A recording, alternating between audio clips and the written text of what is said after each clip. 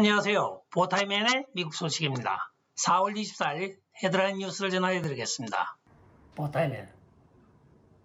아리조나주 마리코파 카운티에 대한 선거감사 결과에 대한 소식입니다. 원래는 이번 주 중으로 선거감사를 하기로 다 준비까지 완료된 상태에서 갑자기 민주당 측에서 73명의 변호사를 급파하여 이것을 이의신청을 함으로써 연기가 되었습니다. 73명의 변호사 중에는 그 리더가 전 빌 클린턴 대통령 재단의 주임 변호사를 비롯하여 오바마의 변호사, 모든 전직 대통령의 주임 변호사들이 다 포함이 되어 있으며 여기에 대하여 오늘 도널드 트럼프 대통령은 45대 미국 대통령 도널드 트럼프라는 공식 사이트를 통하여 그들이 무슨 짓을 하였는지 알고 있었다고 이야기를 하고 있습니다. 따라서 여러분들은 아마 그 결과를 보게 되면 깜짝 놀랄 것입니다 하고 오늘 성명을 발표하고 있습니다. 그 본건 사건에 대하여 그동안 마리코파 민주당원들이 이 핑계 저 핑계를 대면서 하지 않고 있다가 법원 명령에 대하여 계속 이의 신청을 하였으나 주 대법원에서 강제 집행을 하게 되었습니다. 여기에 대하여 이번에 민주당에서 변호사의 인해 선술로 인하여 부득불 연기가 되었습니다.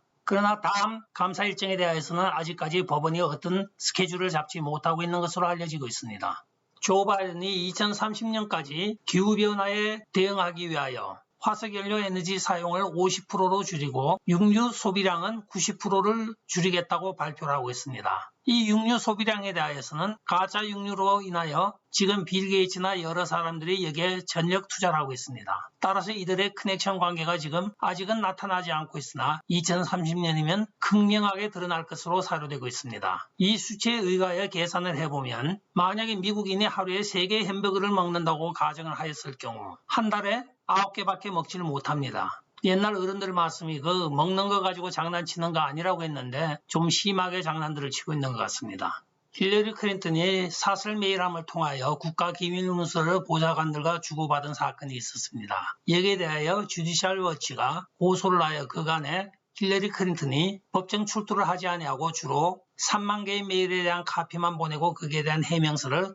서면으로 법원에 제출하였습니다. 그러나 이번에 판사가 바뀌었습니다. 로이스 램버트 연방판사가 맞자마자 힐러리 클린턴에게 FOIA로는 충분히 설명이 되지 않으므로 행위 당사자가 나와서 법정에서 추가적인 질문에 대하여 답변을 해야 한다고 하면서 출두 명령을 내렸습니다. 과연 힐러리 클린턴 측의 변호사들이 어떻게 대응할지 귀추가 주목되고 있습니다.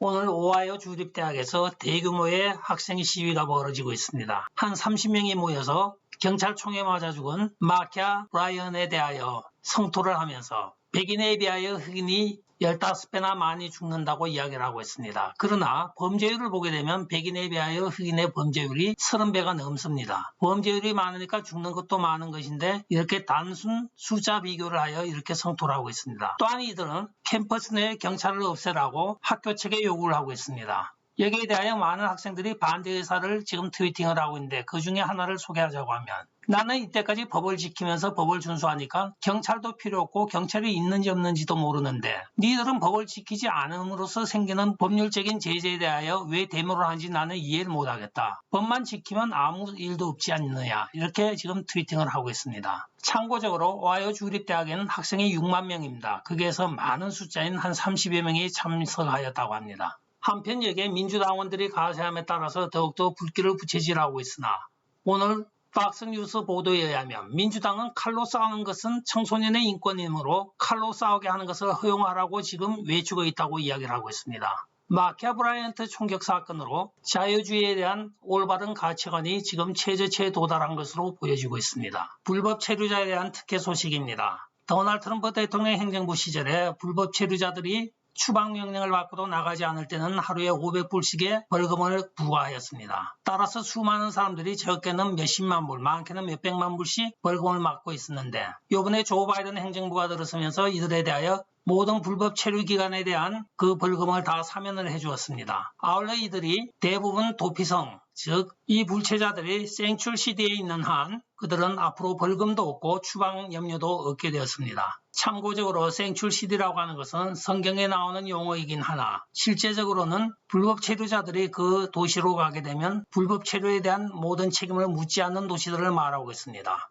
오늘 4월 24일은 아르메니아인 대학살 기념일입니다. 이날을 맞이하여 백악관의 조 바이든은 40년 만에 처음으로 터키의 신기를 거스르는 발언을 하고 있습니다. 즉 아르메니아인에 대한 학살은 인종청소적인 대량 학살이라고 이야기를 하고 있습니다. 이에 따라 터키 대통령인 에르도간과의 날을 세우고 있는데 이것은 친서방주의로 나오고 있는 최근의 터키의 행보에 대하여 제동을 걸면서 도로 이슬람으로 밀어붙이고 있는 것입니다. 그 의도와 목적이 무엇인지 저희들은 알 방법이 없으나 동서양의 교차로에 위치하고 있는 터키의 역할이 상당히 중요한 국제정세에서 친서방으로 끌어들이기보다는 친아랍주의로 밀어붙이는 그 저희가 상당히 의심이 되고 있는 사건이기도 합니다. 한편 아르메니아에 대하여 대학살 사건이라고 이야기한 공식적으로 발표가 된 것은 로널드 레이건 대통령 이후로는 처음입니다. 로널드 레이건 대통령도 대학살이라고 하였다가 곧 수정을 한 사건이기도 합니다. 구태여 터키의 신경을 거스르면서까지 국제정세에서 불리한 위치를 차지할 필요는 없는 것 같습니다. 참고적으로 아르메니안 대학살 사건은 1915년도에 터키의 인종말살 정책에 의하여 100만 명의 아르메니아인들을 여러 가지 형태로 살해하였습니다. 따라서 100만 명의 아르메니아인들은